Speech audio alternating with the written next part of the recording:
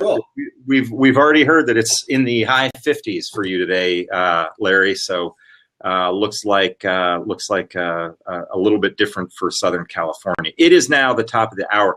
We're going to dive in and get started, and we'll have more people joining us as we go through this. But the key thing is that we're here to talk today with Lon Safko about a lot of different topics. The primary one being basically how to get published as a best-selling author. And it is a long road. My name is Jamie Turner. I am the author of Go Mobile, as well as social media, How to Make Money with Social Media. You can also see me on CNN. I get on CNN whenever they need somebody to talk about Donald Trump brand or the Oprah Winfrey brand or Super Bowl commercials or anything related to marketing. I'm joined today with my good friend Lon Safko, who is the author of the Social Media Bible as well as the Fusion Marketing Bible. Lon is a rock star in the publishing world because he's had a rock star book. It's one thing to get published, and then it's the next thing to have a book that sells as well as Lon's have over the years, and it's really been a terrific thing. So glad to have you with us, Lon. Yeah, this is excellent. Awesome host. I'm glad you're hosting this today. This is awesome. Absolutely. Glad to be doing it. Again, my name is Jamie Turner. I'm going to start off with some questions for Lon. And Yvonne, too. And Yvonne. Yeah, Yvonne, good to have you joining us, too. Now, Yvonne is with Keynote Resource. Yvonne is a consultant with speakers as well as people who want to get published. So at the end of this, you'll see some information on how to reach us. But I'm going to cheat on that a little bit right now. You can reach me at jamie.turner@60secondmarketer.com. You can reach Lon Safko at lonsafko@lonsafko.com. And you can reach Yvonne, who is in charge of consulting with people who are interested in becoming speakers, becoming authors, things like that. At Yvonne, that's spelled YVON at keynoteresource.com. So, Lon, I'm going to kick things off with a question for you that's basically kind of an open-ended question. I do have a cheat sheet over here, so if anybody goes through and sees me cheating over here, you'll know what I'm doing. But the first question is, what are some of the secrets? That can't be the first question. I was thinking the first question was this one here. No, it's the secrets question. Yeah. But let me jump up to the other one, which is this one. What are the purposes and advantages of writing a book? I mean, what's the reason people go ahead and do it? I know everybody wants to become an author. In fact, as a quick aside, I talked to somebody years ago who said, I want to write a book. And then I went to him years later and said, how'd your book go? And he said, I realized what I really wanted was to have written a book. I didn't know it would take that much trouble. So he never got around to writing it. But kind of what are the advantages that you see of writing a book? Yeah, I think both of us completely understand that there's pros and cons. I mean, the first con, no doubt about it, is that there's no ROI in writing a book because of the amount of work. I mean, it is a massive undertaking. It's not just about getting your ideas down on paper. It's all of the other stuff. It's the front matter and appendices and artwork and links and permissions and copyrights. And it's just the multiple levels of editing and the amount of time that you put in. However, the most important thing for me and for you, and that's how we met, is a book is a marketing piece that your customers are willing to pay for. Yeah. So there's a big advantage there. So a lot of people, if you're going to be a speaker, if you're a consultant, you have to have a book. Whether it's best-selling or not, you have to have it out there. It's got to be in paper format as well. Ebooks just aren't enough to give you the credibility. So even corporations, one of the things that I teach when I travel around the world is that if a corporation, if the CEO, president of the company actually publishes a book, and especially if it becomes a New York Times or a Business Week bestseller, that gives that company a competitive edge. So really, it's for the competitive edge. It really is. I do agree with you on that. You said something about it being a marketing piece for you. I had you get on PBS, I get on CNN. I had a friend approach me and said, how do I get on CNN? And I said, you have to have a book. Bottom line is they have so many people who just are smart business people who want to get on CNN that they've got to kind of weed you out somehow. And one of the ways that they've done that, of course, is by if you have a published book, or if you're a CEO of a Fortune 500 company, that's another story. But if you're not, then like the rest of us, other than those 500 people, you got to pretty much have a book. So there's a lot of great reasons for having a book. It's a credibility issue. So it's mostly a credibility issue. Is there, in terms of it, and again, folks, I'm reading a cheat sheet here with my notes, but the bottom line is, in terms of doing it, are there some secrets that you found to becoming a best-selling author? I mean, what are those secrets that you've learned through basically having the best-selling book that you've had? Yeah, and I'm hoping that we get a chance to cover at least a lot of these, but we're going to try to keep this very concise. If we don't hit enough of them, then maybe we might get together and do a second one for some more of the secrets. Really, the first secret is a formula, is that there is actually a formula that's developed for a business book. It should be 40,000, 45,000 words, maybe 50,000 at the most, which sounds like a lot and sounds like a daunting task. But the actual formula is actually easier. It's 23 to 24 chapters, and I'll talk about that a little bit as we get into this. So don't get overwhelmed. You can actually do this if you follow the process that we'll talk about here in a minute. Then it really isn't that hard, because it's like eating an elephant. It's just one bite at a time. Is it now, when you talk about, just briefly, you talked about the number of chapters. Tell us a little bit more about that. And is that a hard and fast rule, or is it a guideline? What do you mean by that? Yeah, it really is a guideline, but for a typical business book, the 6-inch by 9-inch book, most business books are running at about 250 pages. That's what the publishers want to see, and that's what people want to read. Anything more than that, I broke that rule. My first book was 850 pages, but it was also designed as a textbook. So, but a typical business book is, again, it's about 45,000 words. It's about 23 chapters. It's about 250 pages. Well, just out of curiosity, if I was any good with math, I'd be able to do some math here myself. But if the typical book is 45,000 words, your book was 800 some odd pages. How many words was that? Funny you should say that. I have those statistics just for a laugh. Let me read you a couple of the statistics on that. Yeah. Okay, yeah. The Social Media Bible, the first edition, had 256,000 words. It had 1,500,000 characters. Wow. That's how many keystrokes it was. Oh my God, that's just amazing that you were able to do that. So we are going to get into sort of how to get published in a second. Let's talk still a little bit more about the nuts and bolts of writing a book. I'm sure everybody here is curious, for you, when you sat down and wrote that massive book, and then you wrote the Fusion Marketing Bible afterwards. Did you have a discipline? What was your strategy? What was your approach for actually chipping away at that? Yeah, and believe it or not, that 850-page book, it took me about 3 months to write. Wow. Yeah, I just pounded it out. Now, luckily, I've got a wife that's willing to work as hard as I am, or harder, so she kind of took care of everything else, and I was able to focus on it almost full time for that period of time. And everything was in my head. It was just a matter of getting it down. But here's a secret that I never tell anybody, but I just can't wait to share. Here's how simple it is. What you do is you're going to create a PowerPoint presentation for whatever your book concept is. You're going to need that PowerPoint presentation anyway, because that's what you're going to speak about. That's how you're going to talk about the book, your consulting practices, or whatever. So what you do is you create about 23 to 25 slides. You're going to have an intro slide, the startup slide. You're going to have a summary slide, a thank you slide. By the way, that's the front and rear cover of the book. Mm-hmm. You're going to have about 21 to 23 slides that are going to talk about the major points, kind of like the cheat sheet that you're using right now. There's about 23 slides of all the things that we want to talk about. Well, guess what? Each one of those 23 slides, the title of the slide actually becomes the title of the chapter. And if you follow the typical rules for a PowerPoint presentation, you have 3 bullets, 5 words per bullet, no more. So guess what? Those are your sub-chapters. Mm-hmm. So all you do is get all the titles together, put them in a list.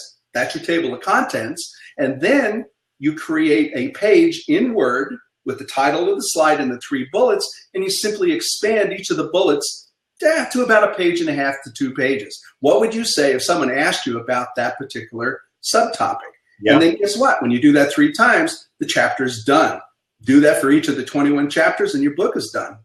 Makes total sense. And the one of the things there that I'm reminded of, the same thing happened to me in terms of putting together a PowerPoint slide. And then what I would do is I would do the webinars around the PowerPoint slide. And that forces your brain to articulate what it is you're trying to say, so that by the time I ended up writing both books, I'd already kind of articulated it verbally. made it a lot easier to write. The one time I actually wrote a book that went unpublished, LinkedIn and the publisher came to me and said, we want you to write a book about LinkedIn. And it was a fast turnaround book, wrote it. I had to literally do the research, write a paragraph, do the research, write a paragraph. It was extremely painful because I didn't have it all outlined in my mind. And then lo and behold, in the end, the publisher and the company got in a little bit of a spat, and it didn't end up getting published. So that kind of stuff. Yeah, after all that work.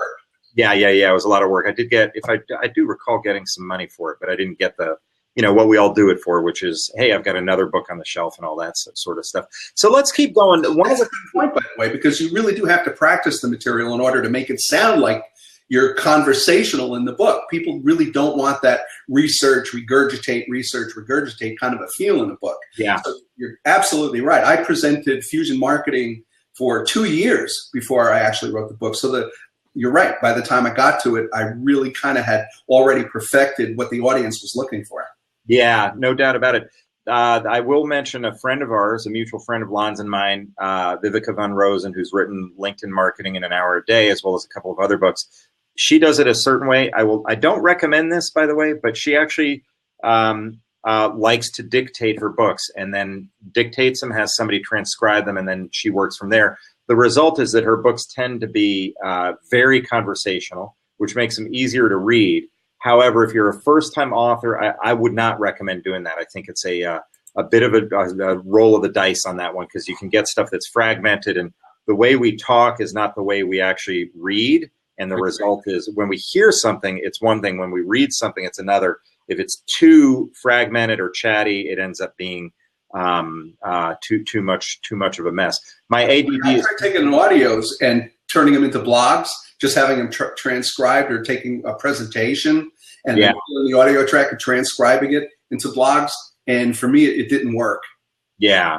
Well, I'm going to keep asking the questions. We've had a bunch of other people jump on board, which is great. We do have an open seat. If anybody wants to jump in and ask a question, we can keep things going. But for those of you who've joined us, my name is Jamie Turner. I'm the editor-in-chief of 60 Second Marketer. You see me on CNN sometimes talking about the Donald Trump brand, things like that. I'm joined by Lon Safko, who is the author of the Social Media Bible, as well as the Fusion Marketing Bible. And we are also joined by Yvonne Duran, who's listening in with us today. She is at Keynote Resource and is a consultant for people who want to learn how to become professional speakers, as well as published authors.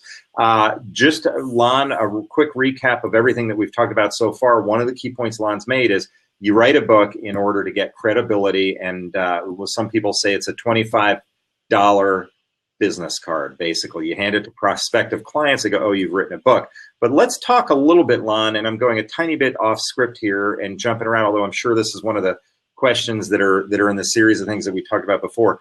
What are the advantages and disadvantages of going with a mainstream publisher versus self-publishing? Yeah, well, again, it gets back to this credibility issue. I talk a lot about in my presentations, the democratization of technology is what I call it. And the thing is that there were barriers to entry. 20 years ago, if you wanted to get a book published, there were only legitimate publishers. The problem is that you had either a higher odds of either getting struck by lightning or winning the state lottery than getting a publisher to pick you, especially if you're a first-time publisher, because they don't like to bet because it's such an expensive process for them.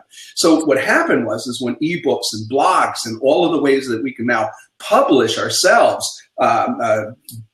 self-publishing and print on demand with like Amazon and many other companies, the barrier to entry actually disappeared. So what happened is any idiot now can publish a book, which means that every idiot now publishes books.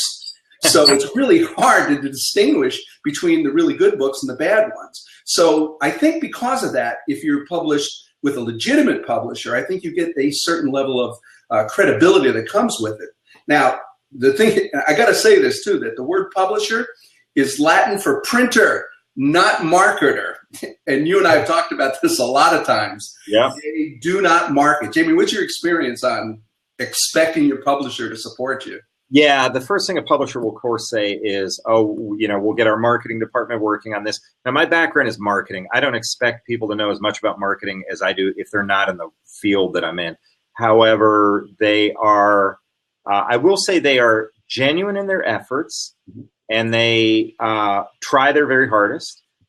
They do have limited number of people, so you've got a tiny little marketing department at a publisher with 100 books they've got to market at any given time.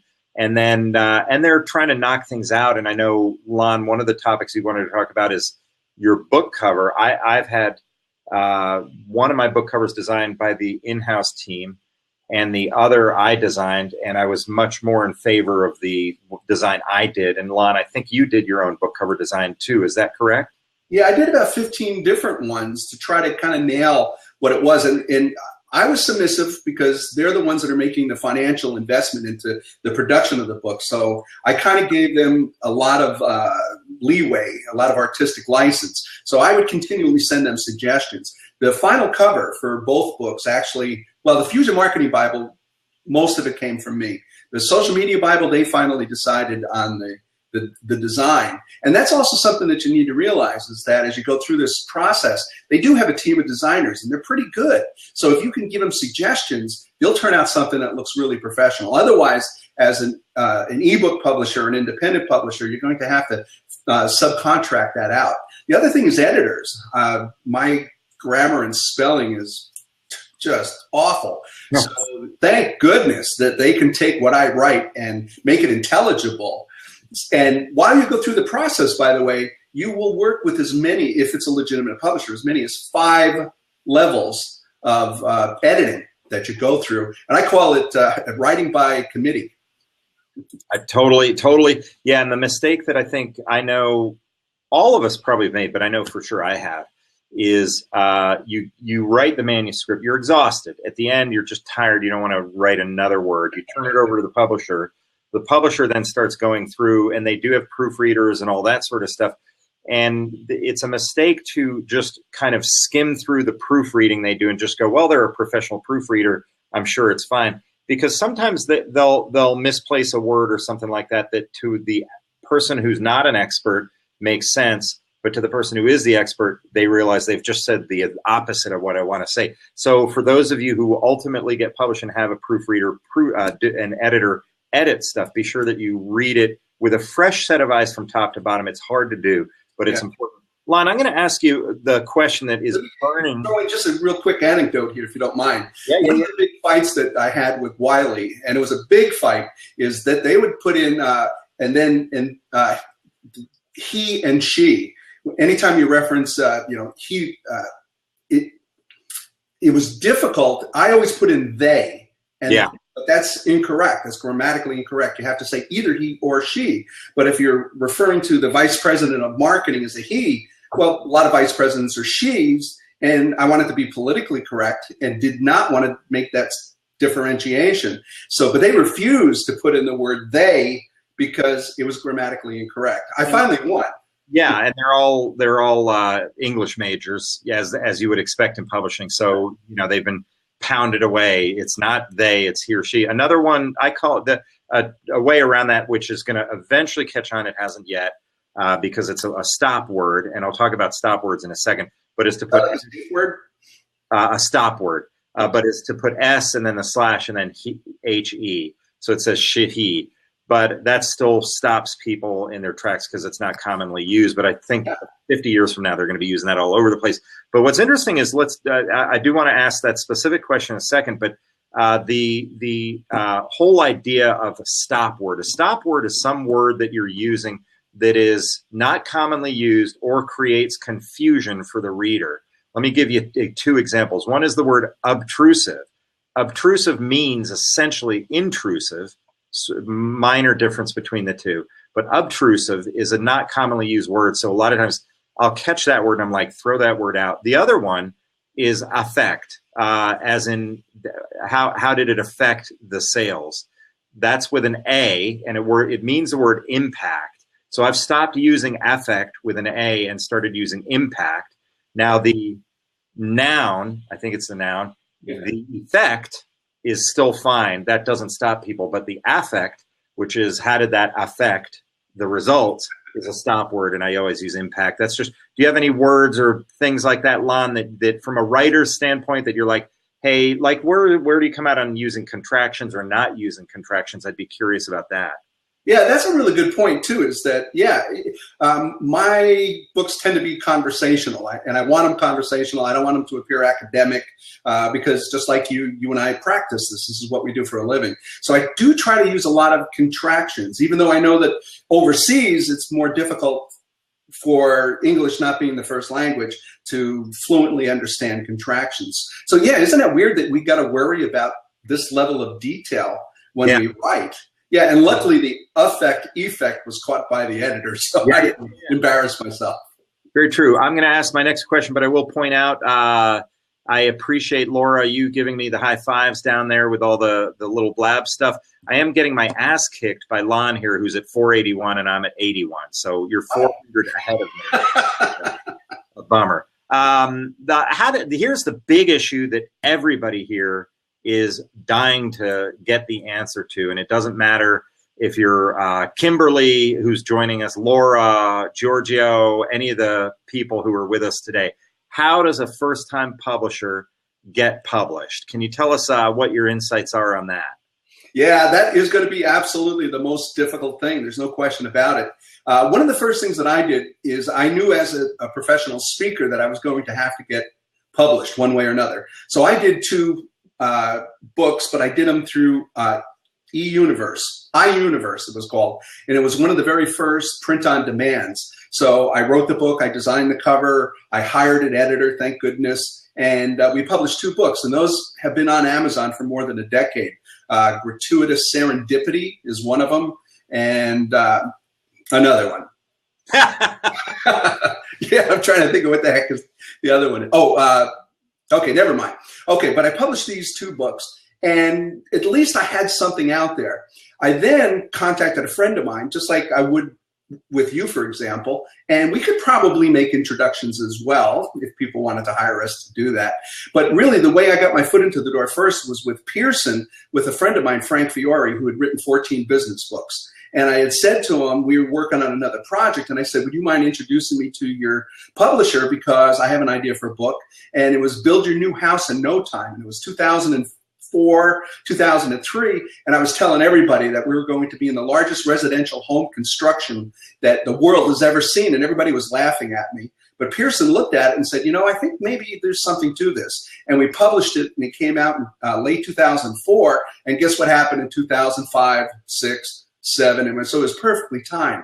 So it was an introduction. It was a personal introduction, just like any other really difficult place to get into. It's who you know, not what you know. They took a gamble on me. The book paid off, and because of that, that then got me. So it got me into Pearson, but then it also opened the doors at John Wiley and Sons and McGraw-Hill and some of the other publishers. So I was kind of on my way after that. Never would have got in if it wasn't for a personal introduction. So what I'm hearing you say is you had a couple of were those first books on Amazon self-published? Is that right? Totally self-published, yes. Okay. So you did that, and then that gave you a little bit of credibility for when you had your friend make the introduction. At least they knew that you could actually put together a book, and which is one of the other gambles. It's like, they'll get people who claim to be writers, and then they come in and they can't finish a chapter and things like that. Really big names in social media. I would just love to throw it out right now. And they signed contracts with John Wiley and Sons, and they could not produce a book. They couldn't write at all, and they actually voided their contracts. And then they tried to get ghostwriters, and that didn't work either. So not everybody really is an author. Good point. Had, my editor mentioned that, not a person per se, but they said, I said, do you ever have people who don't finish the book? And they said, oh, yeah. And they referenced exactly that. It was bloggers can write short blogs. They can't write long chapters. And I know, the average, my blog posts now are getting kind of long. They're getting 1,200 words or 1,000 words. So I'm getting used to that. But I used to write 500 words, which is about, what would 500 words be? 3 typewritten pages, I guess. And that would be a blog post. And then the first book I wrote, my average chapter was only 2,800 words, which is short for a business book chapter. But it was like all I could do to get to 2,800 words. The next book, it was 3,500 or 4,500 words, which is a little more standard in terms of stuff. Tell us a little bit, Lon, about vanity press, and explain what vanity press is, and also what your opinion is about vanity press.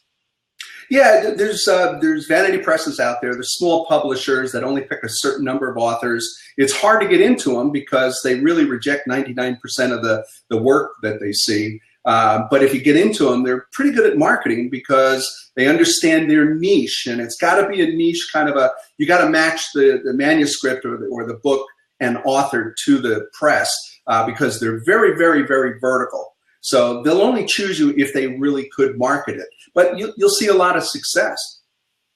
Cool, gotcha.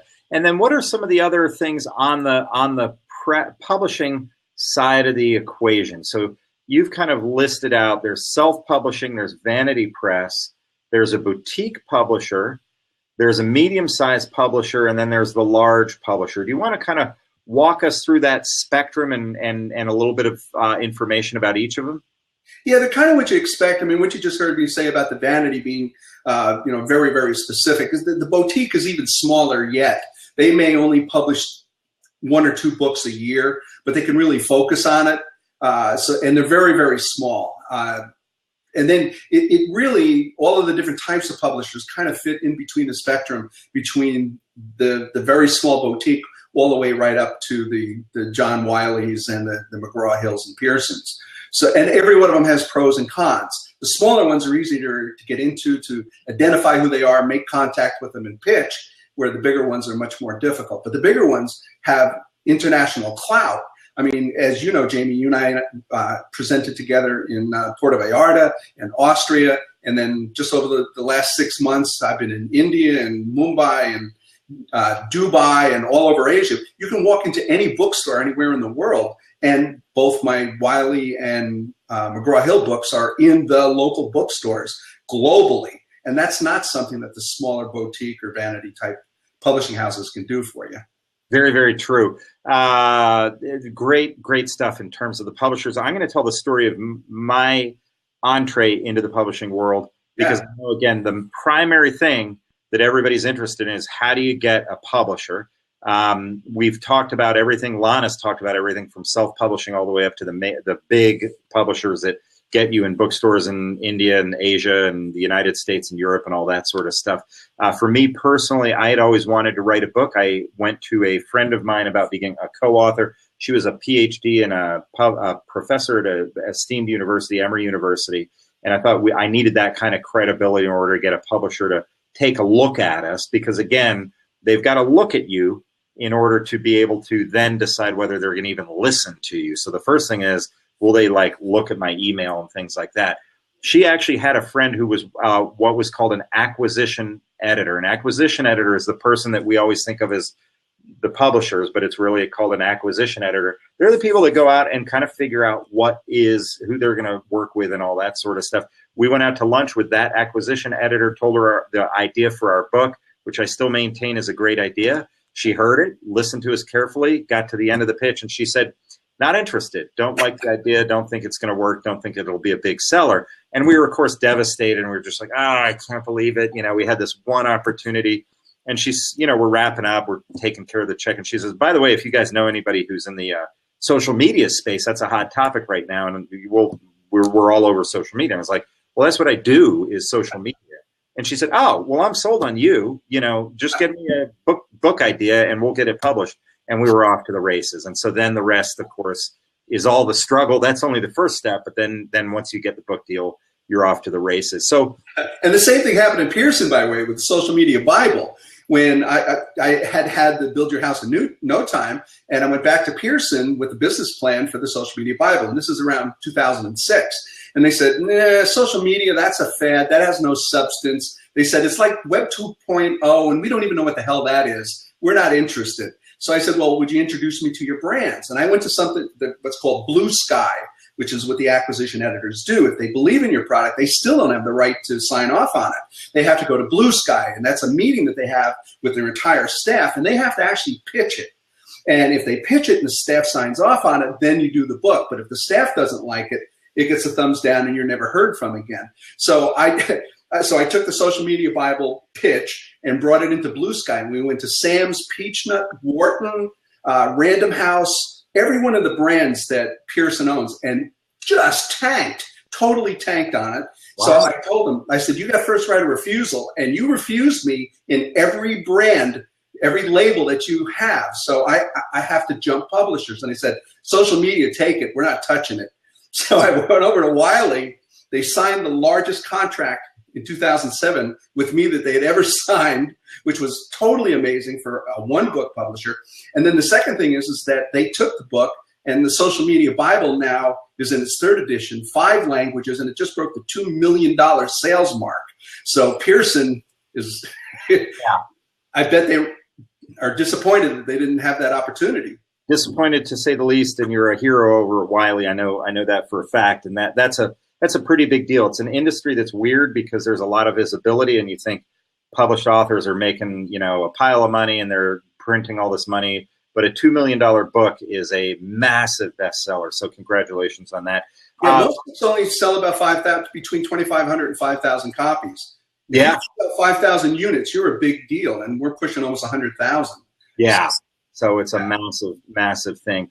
My name is Jamie Turner. I'm the editor of the 60-Second Marketer blog. I'm joined by Lon Safko, who is the author of the Social Media Bible, as well as the Fusion Marketing Bible. We're also joined by Yvonne Duran, who's at Keynote Resource. She's a consultant for the speaking and publishing people who want to get published and things like that. She's a bureau.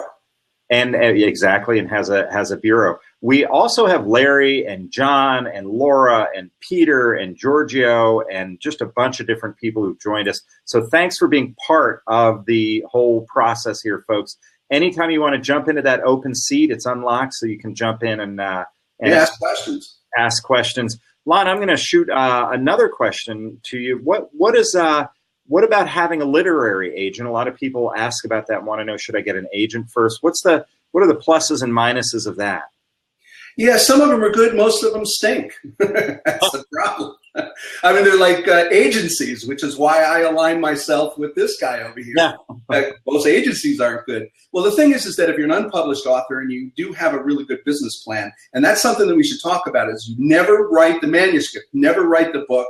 They don't care. The publishers only care about your business plan. So if you can find a literary agent that's recommended and they're willing to look at your business plan and they sign off on it, they got the connect gaze. They can pick up the phone and call all the people individually and say, hey, I got something really good for you. But of course, they're going to take a % of your sales. And keep in mind, remember, we started this thing off that the ROI on a book is poor. Even with the Social Media Bible, it made $2 million. No, it didn't make me $2 million. I still have to work for a living, and I get about $1.25 or $1.50 a book. Yeah. So that's the other problem that you have to realize. Royalties are, and you also have to pay back whatever your advance is. So for like the first 9 months, it just paid the advance, and then after that, I got $1.50 a book. So yeah. So, but the agents will help especially if you're unpublished. Okay, that's good to know. So you referenced something there about writing the book before you try to get published. Let's go a little deeper on that. What do you mean by that? Yeah, most people don't realize it. They say, okay, my manuscript is almost done, or I'm about ready to start the manuscript. Don't do that. Don't do it. It's a total waste of time. They're not going to read the manuscript. All they care about is business. We talked about most business books never sell more than 5,000 copies. And if they sell 5,000 copies, it's usually a break even. The money that the publisher makes on the book pays for whatever their expenses were. Now, they have an internal formula, and it proves out every time. Out of every 10 contracts they write for a book, 9 of them are going to fail, but 1 of them is going to pay for the overhead on the 9 failures. So they don't care about the manuscript. All they care about is it going to sell and make us money? So as a result of that, they don't want a manuscript. What they're going to want is a business plan. They're going to want the table of contents. They're going to want a paragraph that describes what you're going to talk about in each of the chapters. So you take all your chapters and you write a paragraph for each. That's all they want on the book, because it's the table of contents is about 90% responsible for selling a book. People will turn to the table of contents first. If it's really sharp, then the rest of the book will take care of itself. The most important thing is, how many books are you going to sell for the publisher? When I looked at 2nd and 3rd editions of the Social Media Bible, the first question they asked, we need you to prove to us that you, as the author, can sell 10,000 copies of this book, or we're not interested. Mm-hmm. It's that tough, and it's getting tougher. So you got to do a competitive analysis. You got to find out all the other books that are in your genre, what you're going to be competing with, your total market size, each of the demographics that you can sell into, how many you're going to sell personally, how many you think the market will accommodate. And only after all of that, when they look at the business plan, then they'll look at your table of contents summaries. Lon, you just gave me a big idea, and I have to give you hats off. You were talking about the importance of the table of contents. So you imagine, you can picture people going into a bookstore or looking at stuff on Amazon, and what they have to look at is what's in the book. And so they go to the table of contents, and if that's not structured properly and not answering the questions they have about that topic, then they put it back on the shelf and they don't buy it. That's actually really, really insightful, and the importance of that can't be understated. I'm reminded that I'm doing an event called the Mobile X Festival, and one of the key things is what's on our agenda. And people keep saying our event isn't until May of 2016, but they keep saying you have to have the right agenda. And all of a sudden it occurred to me, that's the equivalent of the table of contents. If for Mobile X Festival we don't have a agenda that answers people's questions, then people don't buy tickets. In the same sense, they won't buy your book if they don't see their questions addressed and answered in your table of contents. So absolutely great advice there. Thanks a ton. Let's talk a little bit about the steps involved in working through the manuscript and what goes on there and how that works and everything like that. Talk to us a little bit about that.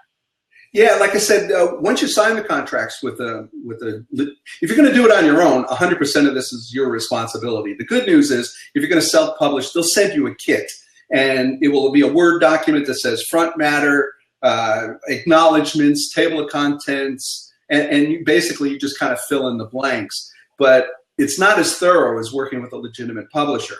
Again, what will happen is that they'll sign off on the table of contents and the rough summary of what each of the chapters are going to say.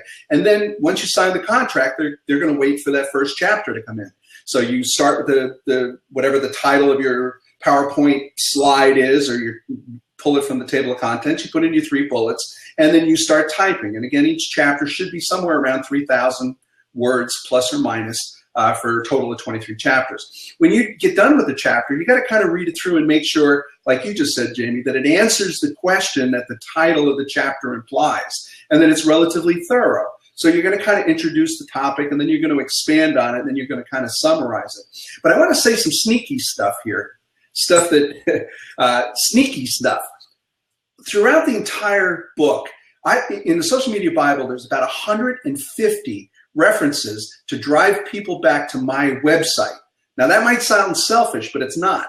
If you go to my website after you buy the book, or even without, and you put in get access, you're going to get a password, because I don't want to give access to anybody who hasn't purchased the book. But when you do that, you get all this other information. So let's say in chapter 1, I reach my limit, but there's some other things I want to say. I can put that on the website. If there's a chart or a graph, or something that's downloadable, or an infographic that supports that chapter, you can go over and get that additional information. So it makes the book itself much more robust, because you're not only just getting the content of the book, you're going to get all this additional information. But what it allowed me to do is to capture over 12,000 email addresses of people that I know are interested in this subject, that I then can market to, for forever. So from the perspective of the publisher, they were glad, because the person who bought the book got twice as much information. And from my perspective, it helped me build my consulting practice. No, that sounds great. That sounds great. I'm going to do a couple of quick introductions and welcomes. We have somebody who joined us from Russia. I can read a little bit of Cyrillic, so Здравствуйте. It's the best I can do from my high school days of speaking Russian. That's impressive. Daniel Huff has joined us. Ashley's joined us. I'm going to address 2 quick questions very briefly, and then Lon, let you see if you have anything else to add on. John has asked, is it beneficial to publish an ebook first and then go paper, or should I just go paper, or does it matter? And I think the answer there is the path Lon went down was sort of start from the ground up and with his own self-published books. Before that, you could argue as ebooks and then work your way up from there. The other path is really to just go in with a hardcover, but in order to get a publisher to pick you up, you have to have a built-in audience. If you don't have a built-in audience, they aren't going to pick you up. So the path then, if you don't have a built-in audience, is to start with an ebook, then work your way up maybe to self-publishing, then work your way up to a mainstream publisher. And then Larry asked, I self-published a short. You can take that ebook and actually turn it into a hardcover book as well. Or yeah, as well. Yeah. So that it's available either for free from download from you, or you get it up on Amazon. So at least when somebody goes to Amazon and types in your name, that book will show up. And if they order it, because it's print on demand, they'll actually have a paper copy of your ebook. Yep, absolutely. Larry asked a question. He said, I self-published a short self-help book, less than 100 pages. There was a joke going around for those of you who were just joining us where somebody said you can't have a self-help book less than 100 pages because in order to help yourself, it's got to be more than 100 pages. But and he wonders how best to market and sell it. The book is called Limitless: How to Be, Have, Do, and Accomplish Anything. So Lon, why don't you talk a little bit about marketing of books and how you did it for your book and what happened there? Yeah, absolutely. And there's a lot of ways that you can market, and you really do have to market it. One of the things that I want to say that a lot of people don't know is I don't get books for free. We get a certain number. Jamie and I get a certain number of books when the book first comes out, and that could be 50 copies, could be 100 copies that are for promotion. So the first thing you're going to do is you're going to line up all of the influencers, the bloggers that are in your space, anybody who has large channels, and you send them the book. And you say, here, I just want you to see this great book, and if you wouldn't mind saying something about it, we would appreciate it. So that's one way. The other thing that you have to do is you got to really seriously look at getting reviews on Amazon. A lot of people, before they buy a book, because there's so many choices, they're going to look at the reviews. Now, I'm going to give you another secret. Please don't hold this against me, because I do have legitimate reviews on Amazon. About the first 25, you're going to want to send books out to people that you know, people that don't have the same last name as you, like your brother or any other family members, and basically, you know, associates. So you send them the book, and basically they don't have to read the book. They can glance through it, but it's really important. In exchange for the free book, they have to put a paragraph on Amazon just to get the thing kicked off. Then once the book starts to sell, you're going to get your own comments on there and reviews. But those are really important. And like you said, Jamie, that's brilliant. You got to have your own following. You got to have some kind of a following, because A, it's got to go into the business plan, and B, you've got to be able to push units yourself, because if you don't hit enough units, you're never going to be able to do either a second edition, or the publisher more than likely won't write another contract with you. And every publisher has access to the numbers of every single book that sells. So when I went into Wiley, they checked my numbers on Pearson before that conversation ever started. So you got to get the numbers up. Now, here's another thing a lot of people don't realize. Not only do I not get them for free, I do get a discount. But if I buy them from the publisher, those numbers are not counted on Nielsen BookScan. Nielsen BookScan is it's part of the Nielsen ratings and Nielsen surveys, and they keep track of every single book that sells retail anywhere in the world. So whether it's Amazon or Barnes & Noble or even little bookstores, they keep track of it. Every time a book gets sold, that's a unit sold for you, and it shows up on the scan. So every single week they come out with the published numbers, and right after the book comes out, you're going to watch those numbers either increase or decrease. And if they start to decrease, you better start pumping out some press. Get on Facebook, get on Twitter, do everything you can to get those numbers up. If you buy the books from the publishers, for example, if you go in and you're going to do a big presentation, you're going to order 500 books, you may want to consider paying $1.50 or even $2 more at Barnes & Noble so that it shows up on BookScan, so that 500 actually looks like it wasn't purchased by you to give away, that it was actually purchased by individual customers. So throughout both of the books, I've always paid more for them and negotiated a better price with Barnes & Noble and bought them that way, just so that they would show up on BookScan. Couple of quick things on that I'm reminded of. One is Lon mentioned that you know, we don't get a ton of free books, and so when I got my first books, I think I got 30. I'd given basically almost all of them away or pushed them out to thought leaders. So I go to a group I'm involved in, and it's a group of people, and it's just a conversation group, and I had like the last 4 left, and I handed them all the book like take a look at it and then return them to me so that I can then go send these to the people who are really important, because you guys aren't. And all the people kept the books, and they were like, "Oh, thank you so much." I was like, because they think you get them for free. I know, I was too polite to say, "Give the damn thing back." Yeah, and they're expensive because you're paying 60%, 70% of retail sometimes. Oh, totally. And then the other thing, I won an award in Atlanta, and people were giving me this award for the first for social media.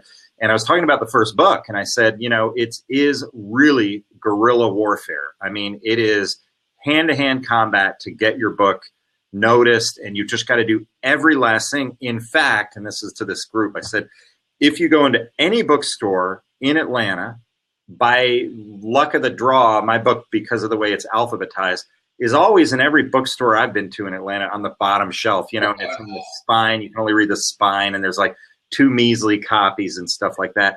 So I said, anytime you go into a bookstore and you notice that that book is face forward at eye level, I've been there. Well, there's one other better thing too, which I did. Every city around the world that I would go into, no matter how long I was in that city, I would walk into like a Barnes & Noble, or at the time Borders, because they were still around, and I would grab all my books off the shelf and bring them up to the checkout and say, "Let me autograph them." And I would autograph them with a little saying, and all the stores have a little thing that says "autographed by author" that they put on the cover. And I got to tell you, they fly off the bookshelf really fast because you've actually personally touched that book and autographed it, so it has a higher value. Yeah. There's another story that Lon and I have both been told. I don't know if this one is actually true, but the guy said in airport bookstores, he's a published author.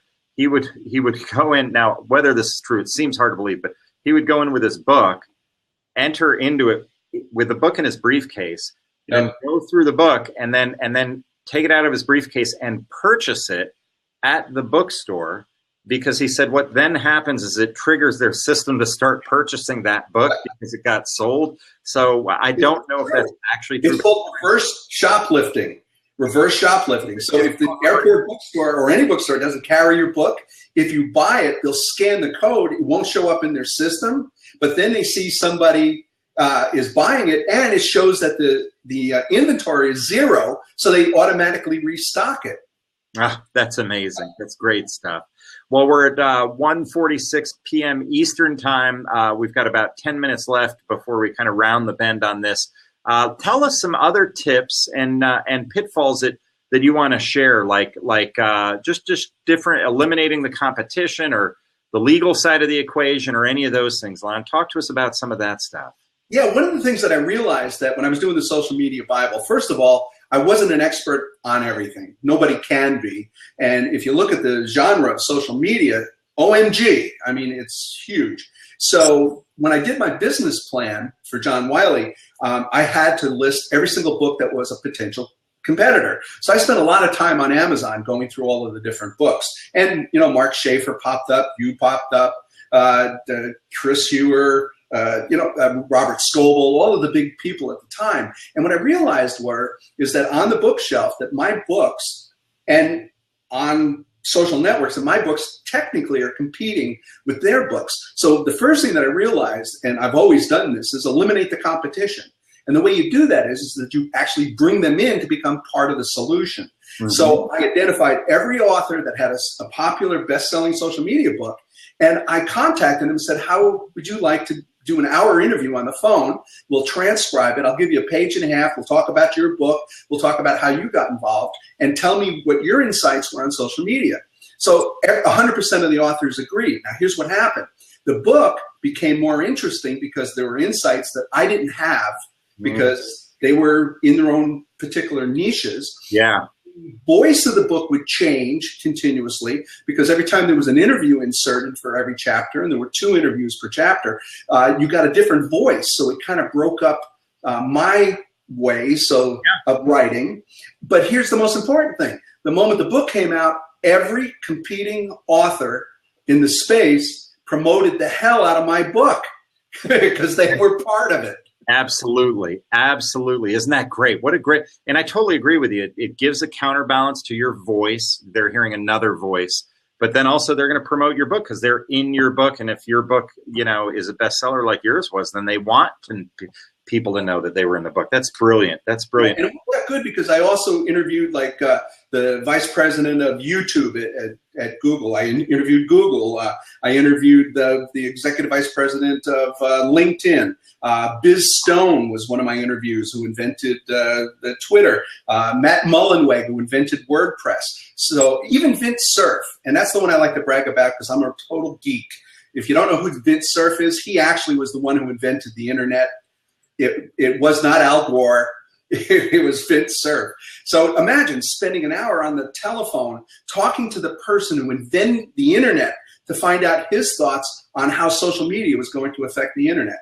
So by doing that, it increased my credibility, but it also promoted each of these individual companies because they were represented as best in class. Yeah. So guess what? When it came out, Yahoo, Google, LinkedIn, everybody stood behind me and promoted the book for me as well. Very, very cool. Now, one of the other secrets that you've kind of alluded to or talked about is the New York Times bestseller list. Do you want to add some thoughts on that? I can tell you some stuff, but the rest of the stuff, I'm going to have to do that offline. Yeah, you tell you this. You could tell us everything except you'd have to kill us is the bottom line. And myself. Yes. First I would kill myself, and then I would have to kill everyone else. Yeah. Yeah, okay. Because I'm blonde. You do it. No, here's the deal. As you heard me mention earlier, if you're the CEO or president of a company, you want that credibility. So if you're, whatever, you're an agency and you want to publish a book on social media and digital marketing, awesome, because it's better to walk into your clients when they're trying to decide to go with your agency or someone else. The other agencies are dropping down a stupid brochure or a one sheet. You're dropping down a definitive work of art on your industry. Yeah. And that's the way it's perceived. Now, if you want a New York Times bestseller, geez, that's really critical. Now, nobody really knows what the formula is, but there's some insider information that says that you have to sell about 10,000 copies in 1 week to be a New York Times bestseller. That's a formidable task. Yeah. So the first thing that I would encourage you to do is get as many pre-sales lined up so the day the book comes out that all of your following goes and buys the book. That'll help a lot. But in almost 100% of the cases, that's just not enough. You're not going to get 10,000 people to buy your book in 1 week. There's a company that if you contact me for here it comes, for $50,000, they will guarantee that you will hit the New York Times bestseller list. And a lot of big companies that if I said their names, you would recognize it, do that. They publish a book, they pay the fee, and they become a New York Times best-selling author, even though the quality of the book is really not that good. So it costs about $50,000. And basically what they do is they hire people all over the United States to the day that your book is released to just go buy themselves a free book. Yeah, no, it's amazing. It is a trick. Not very many. I mean, I don't know what percentage of people do it, but you can usually. I didn't do it. I know Lon didn't do it with either one of our books. I didn't have $50,000. Yeah. First of all, there's that. But you usually can sniff out the people who've done that. Actually, you start kind of picking up these signals, and you're like, oh, wait a second, you're one of those guys. And, you know, in some senses, you admire their chutzpah. In the other sense, I don't know. I just wouldn't be able to look somebody in the eye and say I'm a New York Times bestselling author, knowing that I had to pay for that. And by the way, for you know, I'm sure if somebody from the New York Times was on our blab right now, they'd say we have mechanisms in place that prevent that, and we've spotted that, and we're putting a stop to it, and all that sort of stuff. So I'm sure they're trying to crush it. I do want to jump to Ashley's question. I want to thank Laura. Thank you for calling this the best blab ever. Usually I'm the one that has to say that, but it's good to see that somebody else said it. So thank you, Laura. Appreciate that. I'm going to address Ashley's question is, what do you think about the online sharing on sites like Wattpad? Wattpad is a place where readers and writers can go in and share what they've written, and then it's interactive in nature in the sense that people can comment on certain passages and things like that. I'm not deeply immersed in Wattpad, but I do know they've had 1 million 5-star reviews for Google Play. So that tells you a lot. I mean, that is massive.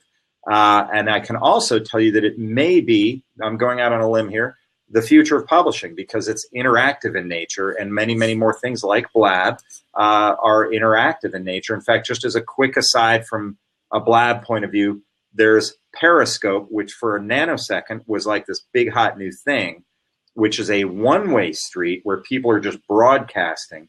And then that was quickly followed in terms of notoriety by Blab, where it's more interactive like this, and it's a two-way street. Blab is, I think, taken off ahead of Periscope. I don't know that for a fact, but I suspect it has, because of the two-way street nature of it. Coming back to Ashley's question about Wattpad, any publishing platform, digital publishing platform, that allows a two-way street going on there is a publishing platform that's going to probably have some great success. So they're off to the races, and I think going to be doing well. Lon, do you want to comment on Wattpad or any other non-traditional publishing platforms that you want to mention? Yeah, and I completely agree with your observations, Jamie. Totally agree. I mean, you know, there's no such thing as bad publicity. You need to get publicity every place that you can. So read it, your web, your blog, any place that you can get your book out there. But one of the things that you got to be really, really careful of is don't ever, ever let a electronic version of your book out under any circumstances if ever you're going to send it to paperback, if you're going to try to sell it, because it'll distribute itself around the world instantaneously. I ask for a PDF of each of my books because I want to do a quick reference. Somebody says you have an error on page something, something where you mentioned something. Well, I want to be able to just go in but they won't give it to me because they're terrified that if I ever shared it with anybody and it became, hit the internet, that it would be gone forever. So the other thing I want to tell you too is that all of the publishers, the legitimate publishers, own 100% of the copyrights of your work. You're selling that. You don't own it. So I can't take a chapter and give it away. I would be breaking the copyright that they own. So I have to be very, very careful. I get permission to release the table of contents and up to the first 3 chapters, and that's it. So I do try to seed the internet with a sample, because if you read the TOC and you read a couple of the chapters, you know what the other 20 chapters are going to be like, and that's really a nice way to hook them to actually buy the book.